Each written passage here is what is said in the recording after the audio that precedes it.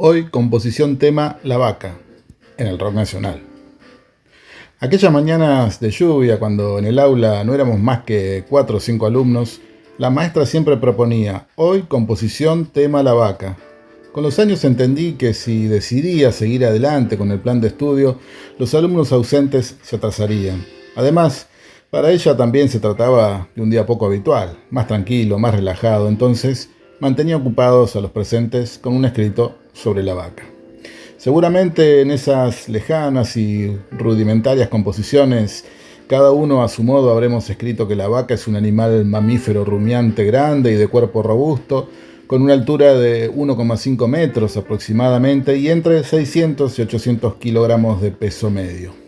Sus primeras funciones fueron para el trabajo y la producción de carne y de leche, además de aprovecharse los cuernos, el cuero o los excrementos como fertilizante o combustible, y que también se siguen empleando en algunos países en los espectáculos taurinos. Pero, ¿por qué una vaca? Si bien no vivíamos en 7 y 50 o en Recoleta, tampoco nuestra escuela quedaba en el medio del campo. ¿Quién había visto o tenido contacto con una vaca? ¿Por qué en todo caso no hablar de un perro?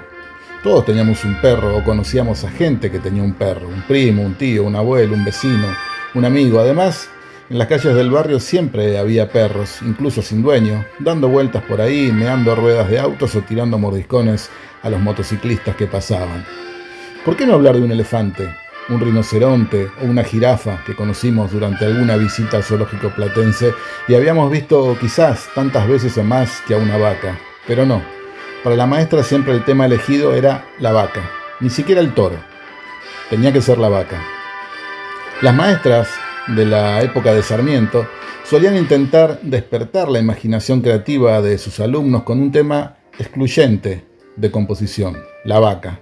Sobre ella debían inspirarse el hijo del peón que la cuidaba y el colegial de una gran urbe que solo la había visto en un dibujo de la revista Villiquen. Este estereotipo se basaba posiblemente en la historia falsificada que habían aprendido estas docentes y en la presencia de los valores de una sociedad pastoril que la oligarquía imponía a su imagen y semejanza. Esto escribió sobre el tema el periodista Hugo Pressman. ¿Seguirá siendo así? ¿Los días de lluvia se seguirá escribiendo en las aulas sobre la vaca? ¿Nuestros músicos también habrán escrito en la escuela sobre la vaca durante los días de lluvia? No lo sabemos, pero veamos qué escribieron algún tiempo después Miguel Abuelo y el Indio Solari en sus respectivas canciones. Nunca te miró una vaca de frente y aquella solitaria vaca cubana. No me mires más, no vaca, no me mires más, por favor, no me mires agresiva, tu cara de vaca me hace mal. Miguel Abuelo fue el primer psicodélico de estas pampas, que le pedía a una vaca que no lo mirara de frente, porque esta vaca me analiza, ella profundiza y yo me voy. Miguel Ángel Peralta es el artista espontáneo que un día se sentó frente a Ben Molar, junto a su compañero de aventuras y poesía, Pipo Lernut, y ante la pregunta sobre si tenía un grupo respondió sí, se llama Los Abuelos de la Nada. Justo estaba leyendo Adán Buenos Aires, la enorme novela de Leopoldo Marechal y, por supuesto, no tenía ninguna banda. Desde entonces empezó a ser Miguel Abuelo y se puso a buscar los músicos con los cuales podría darle forma a ese grupo que tenía en su cabeza. En esos años de la cueva, Miguel se dividió en dos, solista y con Los Abuelos de la Nada. Como solista editó el simple Oye Niño y del lado B Nunca te miró una vaca de frente, y con Los Abuelos de la Nada publicó Diana Divaga y del lado B Tema en Flu sobre el planeta. Era 1968 y el rock argentino recién empezaba a dar sus primeros pasos a través del sello Mandioca. En ambos casos, Abuelo presentaba dos características particulares: melodías no convencionales y armonías desafiantes. Vale decir que sus canciones no eran previsibles, pero además incluían una importante cuota de delirio aún entre sus pares. La expresividad de su voz es uno de esos sellos inconfundibles con los que siempre jugó al límite Miguel. Sin embargo, su aventura nunca llegó a un long play, sino hasta bastante después. Dejó el país en los primeros años 70 y en Francia pudo darle forma a su primer larga duración como Miguel Abuelo et Nada. Un día regresó al país cuando amanecían los años 80 y ya se presentían nuevos aires democráticos. Volvió, claro, con unos renovados Abuelos de la Nada y una propuesta más festiva y menos psicodélica. Pero esa es otra historia.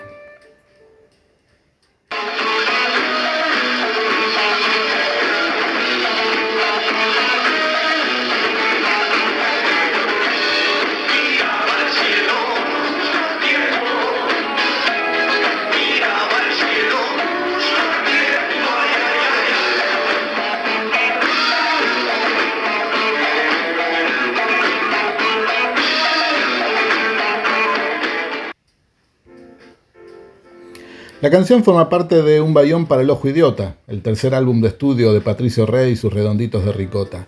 Según el Indio Solari, vocalista y líder del grupo junto a Sky Bailinson, es una de las grabaciones que mejor capta el espíritu y la idea musical del grupo durante esos años. El disco se empezó a grabar en medio de un cambio en su formación, por lo que el sonido del álbum terminó siendo distinto a su entrega anterior, hablamos de octubre. La nueva formación incluía a Sergio Dawi en saxo, reemplazando a Willy Crook, y a Walter Sidotti en batería, reemplazando al Piojo Ábalos. Aquella solitaria vaca cubana, que parece ligera, en realidad era la misma idea que estaba detrás de Masacre en el Puticlub.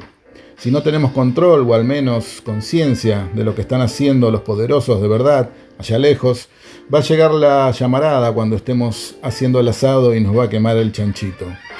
A la pobre vaca le cayó encima un pedazo de satélite y la mató.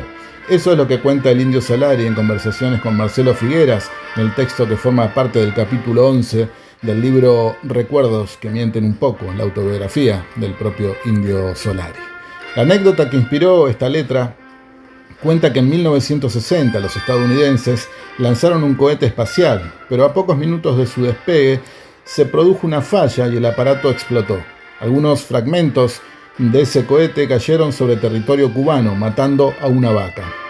El hecho produjo un escándalo diplomático entre los Estados Unidos y Cuba. Con gran poder de síntesis, en aquella solitaria vaca cubana, el Indio Solari describió la curiosa historia y se convirtió en una de las canciones emblemáticas de Los Redondos.